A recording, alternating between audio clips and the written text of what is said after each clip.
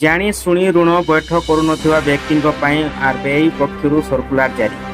सूचना अनुसार भारतीय रिजर्व बैंक एक सर्कुलर जारी करिछि।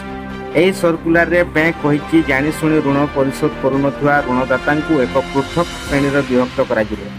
ऋण नेउथिबा व्यक्ति बैंक सहित एक चुक्ति करि पारिबे। एथिरे से बैंक रु टैक्स रु मध्य मुक्ति पाई पारिबे। जून 2023 रे आरबीआई एक सर्कुलर जारी करथिला।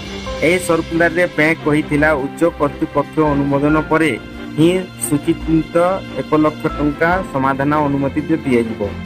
आरबीआई द्वारा जारी कराइथिबा सर्कुलर को नै एक अनेक विवाद रहिछि। जो माने जानि सुनी ऋण खिलाफ करंती सेमानंक पई आरबीआई सर्कुलर जारी करिछि।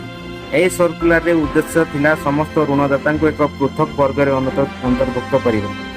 जो माने जानि सुनी ऋण परिशोध करुनांती एभली परिस्थिति ऋण नेउथिबा व्यक्तिंको उपरे कोनोसी भेदभाव रहिबा उचित नहि।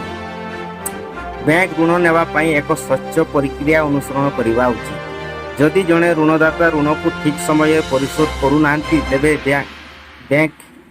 तेबे तांको नाम डिफॉल्टर तालिका रे अंतर्भुक्त हेबो। एही तालिकारु नाम हटाइबाकू ऋण ग्रहीतांकू बैंक सहित एक चुक्ति करिबाकू पड़िबो। यह सहित ऋणकर्तांकू मध्य चुक्ति परिमाण देबाकू पड़िबो।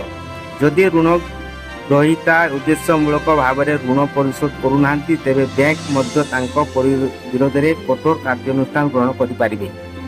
डिफॉल्टर तालिका रे अंतर्भुक्त हेबा परे ऋण ग्रहीतांकू तांको नाम को डिफॉल्टर तालिकारु हटै 6 मास समय मिलिबो।